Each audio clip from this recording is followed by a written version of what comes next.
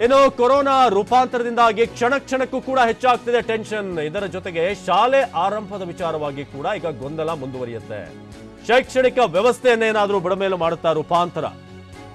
ಅಂದ್ರೆ ಜನವರಿ 1ಕ್ಕೆ ಕ್ಲಾಸ್ಗಳನ್ನ start ಮಾಡೋದಾಗಿ announcement ಆಗಿತ್ತು. ಆದ್ರೆ ಈಗ ಈ ಎಲ್ಲ ಬೆಳವಣಿಗೆಗಳನ್ನ ನೋಡ್ತಾ ಇದ್ರೆ ಶಾಲೆಗಳ ಆರಂಭಕ್ಕೆ ಮತ್ತೆ ವಿಘ್ನ ಉಂಟಾಗಿರೋ ಹಾಗೆ ಕಾಣಿಸ್ತಾ ಇದೆ. ಕೊರೋನಾ ರೂಪಾಂತರದಿಂದಾಗಿ ಸ್ಕೂಲ್ ಓಪನ್ ಮಾಡೋದಕ್ಕೆ ಈಗ ಡಿಲೇ ಆಗಬಹುದು. ಸಂಪೂರ್ಣ ಶೈಕ್ಷಣಿಕ ವರ್ಷವೇ ಈ ಬಾರಿ ಕಂಪ್ಲೀಟ್ ಆಗಿ ಅದು ಕ್ಯಾನ್ಸಲ್ ಆಗುವಂತ ಸಾಧ್ಯತೆ ಇದೆ. ಶೈಕ್ಷಣಿಕ ವ್ಯವಸ್ಥೆಯನ್ನೇನಾದ್ರೂ ಬುಡಮೇಲು ಮಾಡುತ್ತಾ ಈ ರೂಪಾಂತರ? ಯಾಕಂದ್ರೆ ಇಂಥ ಟೈಮ್ನಲ್ಲಿ ಶಾಲೆಗಳನ್ನು ಓಪನ್ ಮಾಡಿದ್ರು ಕೂಡ ರಿಸ್ಕೇನೆ.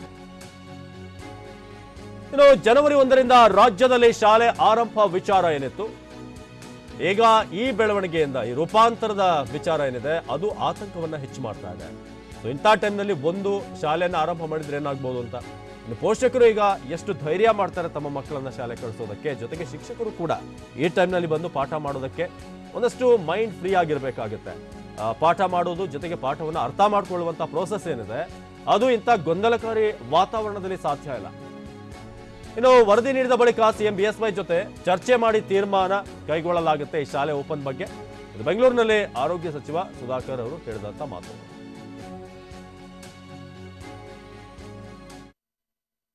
ಯಾಕೆಂದ್ರೆ 1ನೇ ತಾರೀಕು ಈಗಾಗಲೇ ಘೋಷಣೆ ಮಾಡಿರೋದನ್ನ ಮಾನ್ಯ ಮುಖ್ಯಮಂತ್ರಿಗಳು ಶಾಲೆಗಳಿಗಾಗ್ಲಿ ವಿದ್ಯಾರ್ಥಿಗಳಿಗಾಗ್ಲಿ ಸರ್ಕಾರಕ್ಕಾಗ್ಲಿ ಯಾವುದು ಕೂಡ ಮುಜುಗರ ಆಗಬಾರ್ದು, ತೊಂದರೆನೂ ಆಗಬಾರ್ದು ಅದರಿಂದ.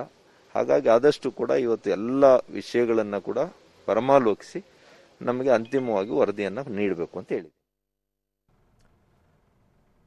ಕಿರಣ್ ಈ ಬಗ್ಗೆ ಹೆಚ್ಚಿನ ಮಾಹಿತಿಯನ್ನು ಕೊಡ್ತಾ ಇದ್ರು. ಕಿರಣ್, ಇದೀಗ ಶಾಲೆಗಳ ಆರಂಭದ ಬಗ್ಗೆ ಕೂಡ ಈಗ ಚಿಂತನೆ ನಡೆಸಬೇಕಾಗುತ್ತೆ. ಮತ್ತೊಮ್ಮೆ ಇದರ ಬಗ್ಗೆ ಹೇಗೆ ಅನ್ನೋದು ಈಗ ಮೀಟಿಂಗ್ಗಳಾಗಬೇಕಾಗುತ್ತೆ. ಯಾಕಂದ್ರೆ ಇಂಥ ಒಂದು ಸಂದರ್ಭದಲ್ಲಿ ಎಷ್ಟು ಸೂಕ್ತ ಅನ್ನೋದು ಈ ಪ್ರಶ್ನೆ ಬರುತ್ತೆ.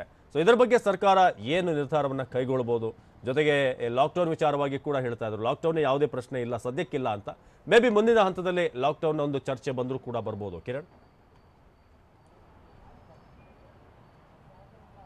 ಖಂಡಿತ ಅವಿನಾಶ್. ಆದರೆ ರಾಜ್ಯ ಸರ್ಕಾರ ಸದ್ಯಕ್ಕೆ ಸ್ಪಷ್ಟಪಡಿಸಿದೆ, ಈಗಿನ ಸನ್ನಿವೇಶದಲ್ಲಿ ರಾಜ್ಯದಲ್ಲಿ ಲಾಕ್ಡೌನ್ ಅನ್ನು ಮತ್ತೆ ಹೇರುವಂತಹ ಅವಶ್ಯಕತೆ ಇಲ್ಲ ಅನ್ನುವಂತಹ ವಿಚಾರವನ್ನು ರಾಜ್ಯ ಸರ್ಕಾರ ಸ್ಪಷ್ಟ ಮಾಡಿದೆ. ಸ್ವತಃ ಮುಖ್ಯಮಂತ್ರಿಗಳು ಮತ್ತು ಆರೋಗ್ಯ ಸಚಿವರು ಈ ವಿಚಾರವನ್ನು ಇವತ್ತು ಸ್ಪಷ್ಟಪಡಿಸಿದ್ದಾರೆ. ಆದರೆ ನೈಟ್ ಕರ್ಫ್ಯೂ ವಿಚಾರದಲ್ಲೂ ಕೂಡ ಸದ್ಯಕ್ಕೆ ರಾಜ್ಯ ಸರ್ಕಾರದಿಂದ ಒಂದಷ್ಟು ಸ್ಪಷ್ಟ ಉತ್ತರ ಇದೆ.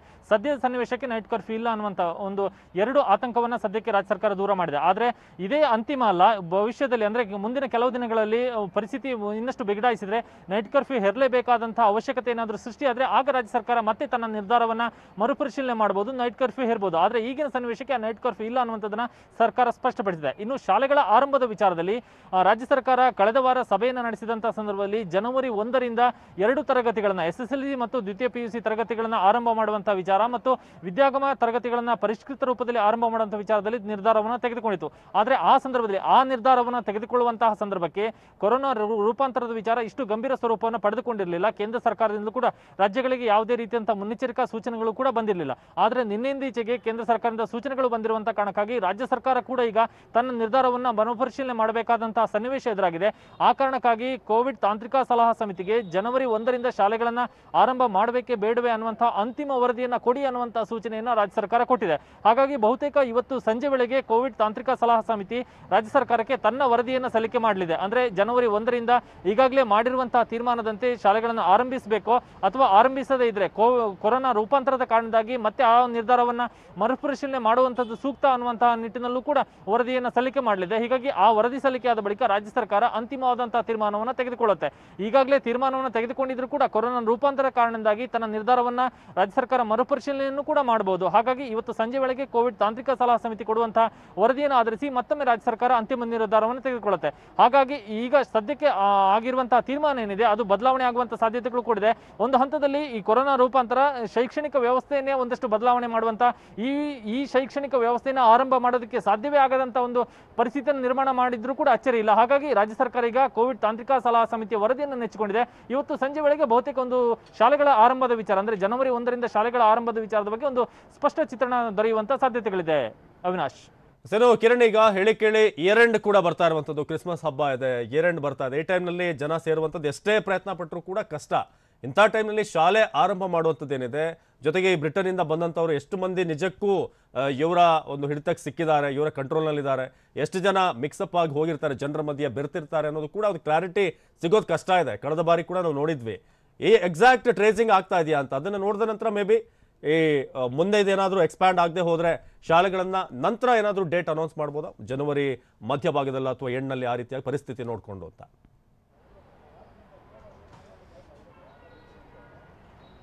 ಅವಿನಾಶ್, ಇಲ್ಲಿ ಈ ಸಂದರ್ಭವನ್ನು ನೋಡಿಕೊಂಡು ರಾಜ್ಯ ಸರ್ಕಾರ ಈ ತೀರ್ಮಾನವನ್ನು ತೆಗೆದುಕೊಳ್ಳುತ್ತೆ. ಯಾಕೆಂದ್ರೆ ಕೊರೋನಾ ರೂಪಾಂತರದಿಂದಾಗಿ ಇರುವಂತಹ ಆತಂಕವನ್ನು ನಿರ್ವಹಣೆ ಮಾಡೋದಕ್ಕೆ ರಾಜ್ಯ ಸರ್ಕಾರ ಮಾಡಿಕೊಳ್ಳುತ್ತಿರುವಂತಹ ಸಿದ್ಧತೆಗಳೇನಿದೆ ಅದರಲ್ಲಿ ರಾಜ್ಯ ಸರ್ಕಾರ ಯಶಸ್ವಿ ಆದರೆ ನಂತರ ಶಾಲೆಗಳ ವಿಚಾರದಲ್ಲೂ ಕೂಡ ಸರ್ಕಾರ ತೀರ್ಮಾನವನ್ನು ತೆಗೆದುಕೊಳ್ಬಹುದು.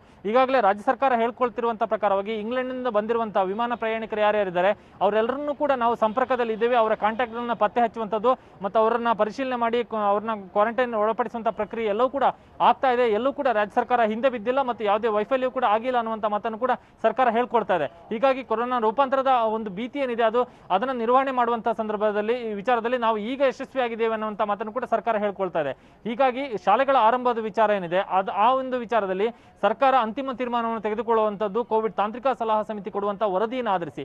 ಈಗಾಗಲೇ ರಾಜ್ಯ ಸರ್ಕಾರ ಕಳೆದ ವಾರ ತೀರ್ಮಾನವನ್ನು ಮಾಡಿದ್ರೂ ಕೂಡ ಈ ನಂತರದ ಬದಲಾದಂತಹ ಸನ್ನಿವೇಶದಲ್ಲಿ ಎದುರಾದಂತಹ ಆತಂಕದ ಕಾರಣವಾಗಿ ಸರ್ಕಾರವು ಕೂಡ ಒಂದಷ್ಟು ಯೋಚನೆಯನ್ನು ಮಾಡ್ತಾ ಇದೆ. ಜನವರಿ 1ರಿಂದಲೇ ಈಗಾಗಲೇ ತೆಗೆದುಕೊಂಡಿರುವಂತಹ ತೀರ್ಮಾನದಂತೆ ಶಾಲೆಗಳನ್ನು ಆರಂಭ ಮಾಡಬೇಕು ಅಥವಾ ಮತ್ತಷ್ಟು ದಿನಗಳ ಕಾಲ ಮುಂದೂಡಬೇಕು ಅನ್ನುವಂಥ ವಿಚಾರದಲ್ಲಿ ರಾಜ್ಯ ಸರ್ಕಾರವು ಕೂಡ ಒಂದಷ್ಟು ಸಣ್ಣ ಪ್ರಮಾಣದ ಗೊಂದಲಕ್ಕೆ ಬಿದ್ದಿದೆ.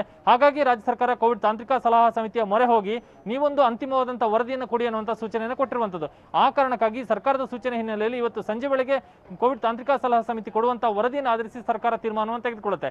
ಆದರೆ ಕೋವಿಡ್ ತಾಂತ್ರಿಕ ಸಲಹಾ ಸಮಿತಿ ಯಾವ ವರದಿಯನ್ನು ಕೊಡುತ್ತೆ ಅನ್ನುವಂಥದ್ದು ಕೂಡ ಇಲ್ಲಿ ಬಹಳ ಪ್ರಾಮುಖ್ಯ ಆಗುತ್ತೆ. ಜನವರಿ 1ರಿಂದಲೇ ಶಾಲೆಗಳನ್ನು ಆರಂಭಿಸಿ ಅನ್ನುವಂತಹ ಸಲಹೆಯನ್ನು ಕೊಡುತ್ತೋ ಅಥವಾ ಮತ್ತೊಂದಷ್ಟು ದಿನಗಳ ಕಾಲ, ಕನಿಷ್ಠ 15 ದಿನಗಳ ಕಾಲವಾದರೂ ಆರಂಭವನ್ನ ಮುಂದೂಡಿ ಅನ್ನುವಂತಹ ಸಲಹೆಯನ್ನು ಕೊಡುತ್ತೋ ಅನ್ನುವಂಥದ್ದನ್ನು ಕೂಡ ನೋಡಬೇಕಾಗುತ್ತೆ. ಯಾಕೆಂದ್ರೆ ಈ ಹಿಂದೆ ಕೋವಿಡ್ ತಾಂತ್ರಿಕ ಸಲಹಾ ಸಮಿತಿ ವರದಿಯನ್ನು ಕೊಟ್ಟಂತ ಸಂದರ್ಭದಲ್ಲಿ ಜನವರಿಯಿಂದ ಶಾಲೆಗಳನ್ನು ಆರಂಭ ಮಾಡಬಹುದು ಅನ್ನುವಂಥ ವರದಿಯನ್ನು ಕೊಟ್ಟಿತ್ತು. ಯಾಕೆಂದ್ರೆ ರಾಜ್ಯದಲ್ಲಿ ಕೊರೋನಾ ಪ್ರಮಾಣ ಇಳಿಮುಖವಾಗ್ತಿರುವಂತಹ ಕಾರಣಕ್ಕಾಗಿ ಸಕ್ರಿಯ ಪ್ರಕರಣಗಳ ಸಂಖ್ಯೆಯು ಕೂಡ ಇಳಿಮುಖವಾಗಿ ಗುಣಮುಖರಾಗುವಂತವರ ಪ್ರಕರಣಗಳು ಹೆಚ್ಚಾಗ್ತಿರುವಂತಹ ಕಾರಣಕ್ಕಾಗಿ ಜನವರಿಯಿಂದ ಶಾಲೆಗಳನ್ನು ಆರಂಭ ಮಾಡಬಹುದು ಅನ್ನುವಂಥ ಸಲಹೆಯನ್ನು ಕೊಡಲಾಗಿತ್ತು. ಆದ್ರೆ ನಿನ್ನಿಂದೀಚೆಗೆ ಇರುವಂತಹ ಪರಿಸ್ಥಿತಿಗಳು ಒಂದಷ್ಟು ಬದಲಾಗ್ತಾ ಹೋಗ್ತಾ ಇದೆ. ಹೀಗಾಗಿ ಕೋವಿಡ್ ತಾಂತ್ರಿಕ ಸಲಹಾ ಸಮಿತಿ ಕೂಡ ಒಂದು ರೀತಿಯಲ್ಲಿ ಏಕಪಕ್ಷೀಯವಾದಂತಹ ವರದಿಯನ್ನು ಕೊಡೋದಕ್ಕೆ ಸಾಧ್ಯವಿಲ್ಲ. ಅದು ಕೂಡ ಒಂದಷ್ಟು ಸ್ಥೂಲವಾಗಿ ವಿಚಾರಣೆಯನ್ನು ಮಾಡಿ ಅಥವಾ ಪರಿಶೀಲನೆ ಮಾಡಿ ಕರ್ನಾಟಕದ ಸನ್ನಿವೇಶಕ್ಕೆ ಅನುಗುಣವಾಗಿ ಅದು ಕೂಡ ವರದಿಯನ್ನು ಕೊಡಬೇಕಾಗುತ್ತೆ. ಯಾಕಂದ್ರೆ ಆ ವರದಿಯನ್ನು ಆಧರಿಸಿ ಸರ್ಕಾರ ತೀರ್ಮಾನವನ್ನು ತೆಗೆದುಕೊಳ್ಳುವಂಥದ್ದು. ಹಾಗಾಗಿ ರಾಜ್ಯ ಸರ್ಕಾರವು ಕೂಡ ಕೊರೋನಾ ತಾಂತ್ರಿಕ ಸಲಹಾ ಸಮಿತಿ ವರದಿಯನ್ನು ನೆಚ್ಚಿಕೊಳ್ಳುವಂತ ಕಾರಣಕ್ಕಾಗಿ ಇಲ್ಲಿ ತಾಂತ್ರಿಕ ಸಲಹಾ ಸಮಿತಿಯ ಜವಾಬ್ದಾರಿ ಕೂಡ ಬಹಳ ದೊಡ್ಡ ಪ್ರಮಾಣದಲ್ಲಿರುತ್ತೆ. ಹಾಗಾಗಿ ತಾಂತ್ರಿಕ ಸಲಹಾ ಸಮಿತಿಯನ್ನು ವರದಿ ಕೊಡುತ್ತೆ, ಅದನ್ನು ಆಧರಿಸಿ ಜನವರಿ 1ರಿಂದ ಅಥವಾ 1 ದಿನಗಳ ಕಾಲ ಮುಂದೂಡಿಕೆ ಈ ವಿಚಾರ ನಿರ್ಧಾರ ಆಗುತ್ತೆ. ಅವಿನಾಶ್, ಧನ್ಯವಾದ ಕಿರಣ್.